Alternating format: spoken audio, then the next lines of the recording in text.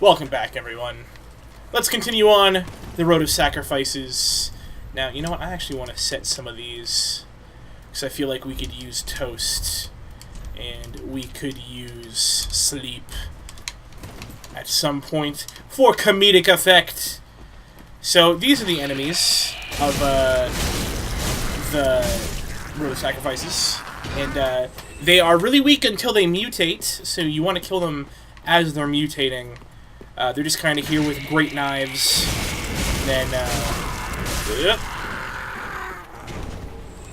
then they turn into these beasts and just like flail, and that can very easily just stun lock you and wreck you. So this will be good just to wipe them out before we really have to deal with them in any sort of number. Ow! Ow! Ouch! So that's what they do. As you can see, the camera kind of freaks out, and then they kind of just go nuts. Now, the ones with the sights can be a little more irritating. Got a longer reach, but that's okay. It's one of the best uses. Ooh, one of the best uses of these twin blades is keep people staggered, especially these guys. They don't have a lot of poise. If that's how poise works in this game, we still don't really know. It's that person in Katarina armor right there. Now, for anyone who's played Dark Souls 1, it's a nice little callback here. Now, this is a woman in, ouch, in rags, using the butcher's knife, and she's a pretty burly lady. This, everyone, is Man-Eater Mildred. Man-Eater Mildred is from Dark Souls 1. Don't you even hit me with corrosive acid, jerk. So again, if I can keep her... Oof. I just boofed her in the face. If I can just keep her... Kind of like Dark Souls 1, she's not super tough, but she can do some damage, especially when her butcher's knife is glowing. When she's like doing that move where she's rubbing her knife, she's sharpening it, which will do more damage to me, and it increases the amount of HP she regens when she hits me, because that's the passive trait of the butcher's knife. So we killed her, thank goodness.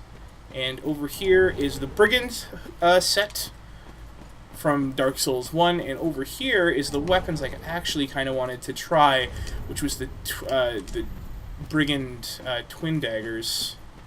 They're not super great, but their passive is that they let you dodge like this, kind of like Bloodborne.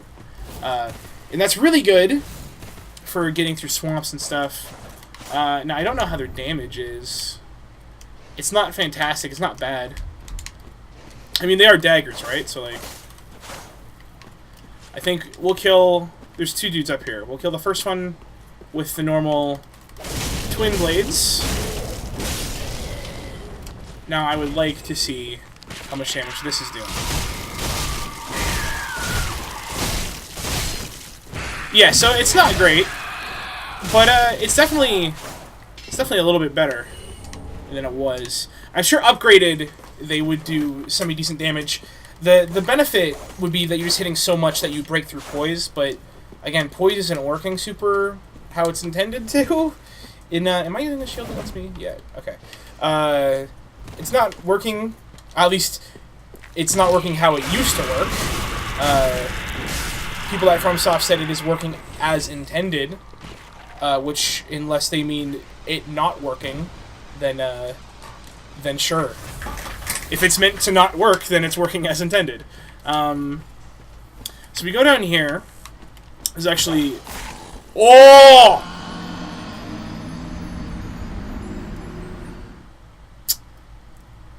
I'm not really proud of that moment.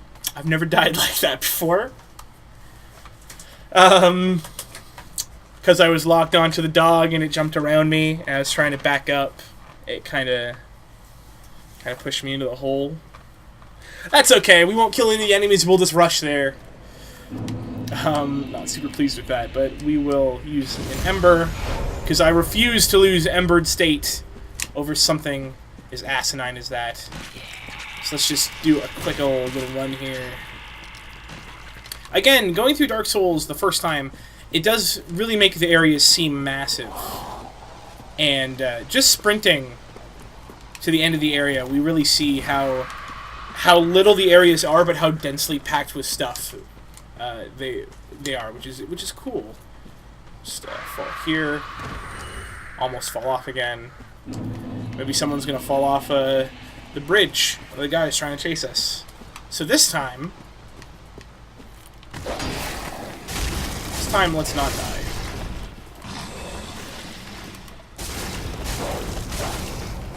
Alright, oh, you're not dead. It's like a weird, gross pregnant with poison dog. Okay, so we get Morn's Ring and the Braille Divine Tome of Kareem. Now, if you remember last time we talked to Arena of Kareem, it's one of the 2 NPCs that can sell you miracles, and she's actually blind. So the Braille Tomes are for her. And Morn's Ring increases miracle damage. So that's nice to go if you're trying to play cleric at all. Okay, that did not kill him like I expected it to kill him. Okay.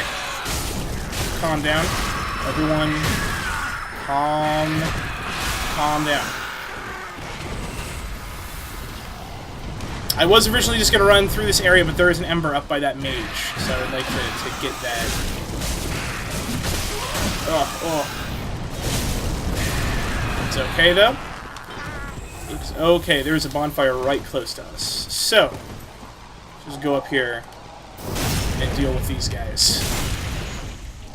Now, he was about to scream, and when he screams, he alerts everyone in the area, or everyone that can hear him mutates. So, I don't like to let them scream. Now, before we talk to these 2 people over here, I would like to rest his bonfire, just to make sure no one's following. Here we go. Oh, hello. How do you do? I am Anri of Astora, unkindled like you. This is Horace, a friend and travelling companion. Are you too in search of the Lords of Cinder? We are well along the road of sacrifices. Below us is the Crucifixion Woods. Beyond the flooded woods lies Farron Keep, home of the Undead Legion. Further yet is the Cathedral of the Deep. We seek the cathedral, home of the grim Aldrich. We may go our separate ways now, but we are both seekers of lords. The next time we cross paths, one may find the other in a time of need. May the flames guide your way. Oh yes, Horace. He's not very talkative, but don't think ill of him. He's an upstanding, kind-hearted knight, a fine partner for this grueling journey. Without his help, I would have cursed this onerous duty long ago. We are well along the road of sacrifices. Below us is the Crucifixion Woods. Beyond the flooded woods lies Farron Keep, home of the Undead Legion. Further yet is the Cathedral of the Deep. We may go our separate ways now, but we are both seekers of lords. The next time we cross paths, one may find the other in a time of need. May the flames guide your way. Okay, Horace is like the most eloquent speaker in any Dark Souls game. I love his voice. Just listen to his nice sultry voice.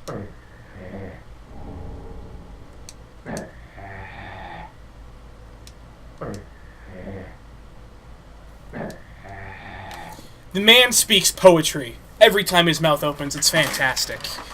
But he gave us the Blue Sentinels, I believe, and the Blue Sentinels is the people. If you remember way back when Emma gave us the Way of the Blue Covenant, she mentioned that noble Blue Sentinels will come and aid thee.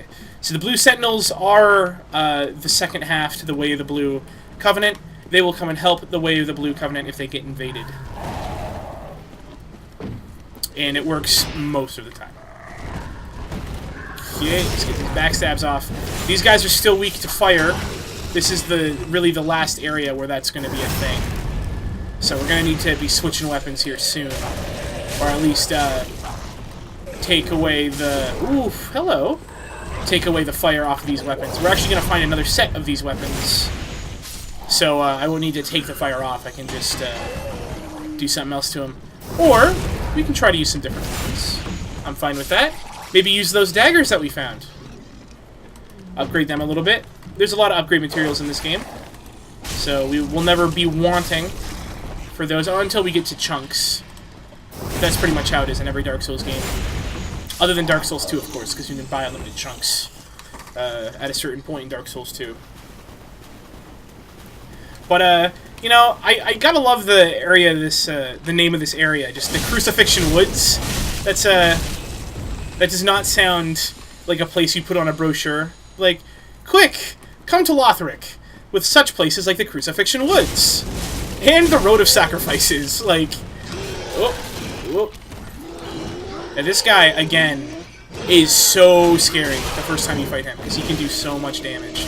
But, you figure out he has no poise, and you can just bash him to death. And that's pretty much it. That's pretty much how you deal with him. But, the naming scheme has gone nuts from earlier Dark Souls to this. There's, like, you know, the Crystal Caves, and, you know, nice places like that. We got the Duke's Archives. You know, we got the Shaded Woods. We got the Old Iron Keep. Nah, we got the Crucifixion Woods. It's just, in the Road of Sacrifices, it's just, I love how edgelord it is. It's great. It's like Linkin Park in Limp Bizkit should just be playing on speakers everywhere in this area. It's fantastic. I love it so much. Okay, so, let's continue on, and oh, look at this. This is a familiar face. If you've played Dark Souls Uno. Ugh. This is one of Gwyn's Black Knights, and even though they are much harder than they were before, they're still not that bad. The worst thing about this guy is, of course, his weapon, and anyone who's played Dark Souls 1 might remember fighting a knight with this greatsword near the beginning of the game and getting wrecked a whole bunch. But at this point, we can backstab better. Of course, it still really hurts when he hits you, but we can backstab at this point. We can circle strafe way better. The area's not so precarious like it was in Dark Souls 1. And there you go. That's him right there. If we're lucky, he'll drop his weapon. Not so lucky. That's fine. We got the Cell Sword Twin Blades. And that's something I very much appreciate about Dark Souls 3. And I believe this was like in Dark Souls 2 as well, but I don't believe all the classes were in Dark Souls 1. They probably were. I'm probably just remembering wrong. But you can find all the starting classes' equipment and weapons and gear just around. So if you want to switch up your style of gameplay, you can, which is fantastic. So here is the Cell Sword armor set. We now have a second armor set of this, so we can sell that back in Firelink Shrine. So I'm not going to lie, I was really expecting that Black Knight to do some more damage to me. So, like I said in an earlier episode, I am going to be playing this game relatively like I've never played it before. So, that means we're going to be doing, fighting a lot of enemies and doing a lot of things that I normally wouldn't do. Like fighting this giant crab. Because the giant crabs suck, and they're hard, and they're stupid. And I really don't like fighting them, but we're going to do it.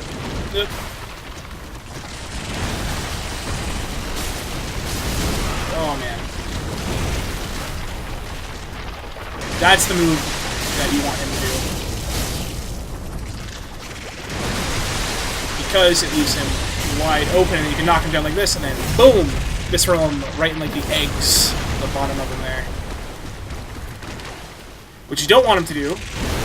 That move's okay. You just don't want him to use either of his claws to grab you. Oh no, this might kill me. Oh please. Oh please. Okay, it didn't kill me. It's good.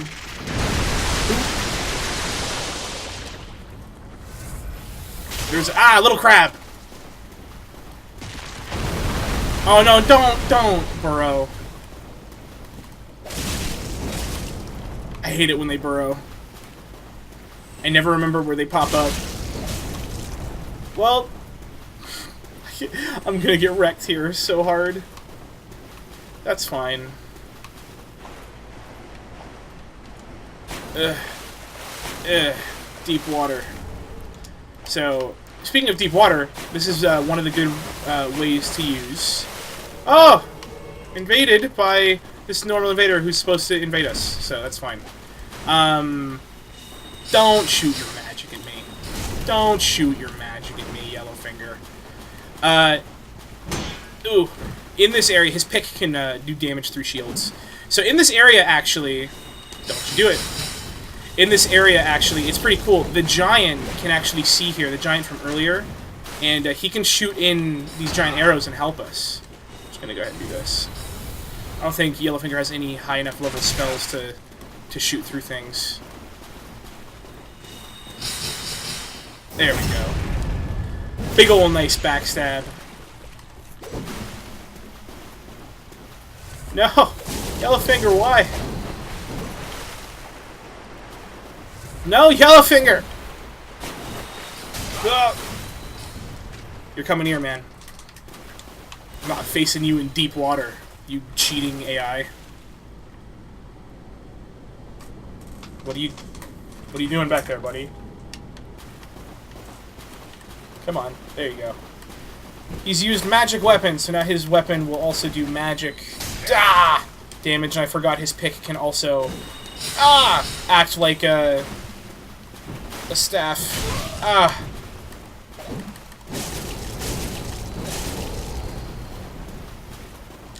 Yeah, you're out of Estus. That's what I thought, man. Ouch.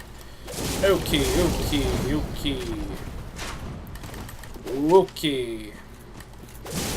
Yellowfinger is not all that hard.